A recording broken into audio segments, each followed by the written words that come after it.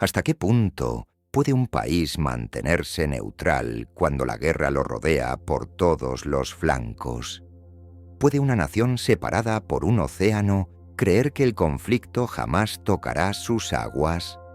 ¿Y qué sucede cuando un imperio decide que tus barcos, aún bajo bandera propia, se han convertido en objetivos militares? Hoy, en Sombras del Conflicto, presentamos ¿por qué Alemania atacó a los buques mexicanos? Así entró México en la Segunda Guerra Mundial. Una historia donde la neutralidad no fue escudo, donde el petróleo se transformó en detonante y donde dos explosiones bajo el mar, silenciosas y mortales, cambiaron para siempre el destino de México. El petróleo que encendió una guerra. A inicios de la Segunda Guerra Mundial, México mantenía una neutralidad férrea, nacida del recuerdo amargo de intervenciones extranjeras que marcaron su historia. Sin embargo, esa neutralidad coexistía con una herida fresca, la expropiación petrolera de 1938, un acto soberano del presidente Lázaro Cárdenas que dejó al país aislado internacionalmente, pues las empresas inglesas y estadounidenses impulsaron un boicot que bloqueó el mercado petrolero mexicano. Durante esos meses críticos, cuando el petróleo se acumulaba sin comprador, México encontró una solución tan pragmática como peligrosa. Comenzó a vender petróleo a las potencias del eje, Italia, Alemania y Japón.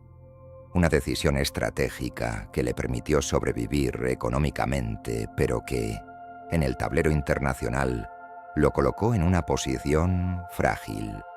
¿Qué consecuencias podía tener comerciar con quienes pronto desatarían la guerra más destructiva del siglo? Cuando Estados Unidos entró oficialmente al conflicto tras Pearl Harbor, la situación cambió de inmediato. Washington necesitaba combustible y México vio una oportunidad de reconstruir su relación con el gigante del norte. Surgió entonces un acuerdo estratégico. México suministraría petróleo a los aliados, pero había un detalle clave. El transporte correría por cuenta de México, con sus propios buques navegando por aguas infestadas de submarinos alemanes. Ahí comenzó el verdadero peligro. El primer torpedo, el potrero del llano. El 13 de mayo de 1942, frente a las costas de Florida, el petrolero mexicano Potrero del Llano, navegando bajo bandera mexicana y en ruta para abastecer a los aliados, fue interceptado por el submarino alemán U-564. El comandante alemán, alegando que el buque contribuía al esfuerzo bélico enemigo, ordenó el ataque. Un torpedo abrió el casco del barco en cuestión de segundos, convirtiendo una jornada rutinaria en un infierno de fuego, agua y desesperación. A pesar de su neutralidad formal, México recibió así un mensaje inequívoco. Para Alemania, los buques mexicanos ya no eran neutrales, sino parte de la maquinaria aliada. La noticia conmocionó al país. ¿Había sido un error? ¿Una confusión? ¿O era una advertencia deliberada?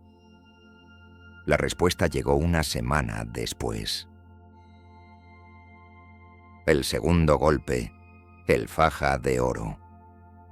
El 20 de mayo, apenas 7 días después, el petrolero Faja de Oro fue torpedeado por el submarino U-106. Esta vez, la explosión fue devastadora y la mayoría de los tripulantes perdió la vida. Los restos del barco flotaron a la deriva como un recordatorio brutal de que los ataques no eran un accidente, sino parte de una estrategia calculada. México, indignado, exigió disculpas y reparaciones a Berlín. La respuesta alemana fue fría, evasiva y ofensiva. Negaron responsabilidad, restaron importancia a los hundimientos, declararon que México, al abastecer a los aliados, era ya territorio enemigo. Aquel desprecio encendió una furia que recorrió el país de norte a sur. Las calles pidieron justicia, el gobierno ya no tenía margen. La decisión irreversible. México declara la guerra. El 28 de mayo de 1942, el presidente Manuel Ávila Camacho, con el apoyo mayoritario de una población indignada y dolida, anunció algo impensable meses antes. México declaraba la guerra a Alemania, Italia y Japón.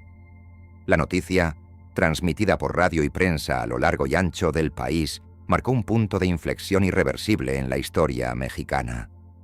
No fue una decisión tomada a la ligera, sino la respuesta obligada a una afrenta que había conmovido los cimientos de la nación. La neutralidad, aquel principio que había guiado la política exterior mexicana en los primeros compases de la guerra, había terminado. Los torpedos habían decidido por el país. El ataque a sus buques no fue percibido como un error táctico, sino como un acto de agresión deliberado que demandaba una respuesta contundente. Con esta declaración, México no solo abandonaba su postura no beligerante, sino que se convertía en el único país latinoamericano en enviar tropas de combate al extranjero durante la Segunda Guerra Mundial, un testimonio de la gravedad con la que asumió el desafío. Pero la historia no termina ahí. El nacimiento del Escuadrón 201. Las Águilas Aztecas. Como respuesta directa a los ataques, se formó una unidad aérea que se volvería legendaria, el Escuadrón 201, integrado por 300 voluntarios mexicanos entrenados en Estados Unidos. Jóvenes que jamás habían pensado en combatir en Asia, terminaron sobrevolando las selvas de Filipinas, enfrentando al Imperio japonés en una campaña feroz y decisiva. En 1945, estas Águilas Aztecas participaron en misiones de bombardeo, apoyo terrestre y reconocimiento, siendo reconocidos por su precisión, su valentía y su disciplina. Cada vuelo era una declaración. México no había olvidado los torpedos que hundieron sus barcos. Mientras tanto, en casa, México reforzó su presencia en el Golfo, colaboró con Estados Unidos a través del programa Bracero y abasteció de materias primas esenciales a la maquinaria aliada. Cada aporte, grande o pequeño, estaba ligado a lo ocurrido aquella tarde frente a las costas de Florida. La historia de cómo México entró en la Segunda Guerra Mundial no comienza con un tratado firmado ni con un discurso épico, sino con el silencio oscuro de las profundidades del océano y la explosión repentina de 2 torpedos. Los buques Potrero del Llano y Faja de Oro no fueron simplemente víctimas del conflicto, fueron la chispa que obligó a un país entero a elegir entre la neutralidad o la dignidad. Y ahora la pregunta es tuya. ¿Fue inevitable la entrada de México a la guerra? ¿O existía aún una vía diplomática que pudo evitarla?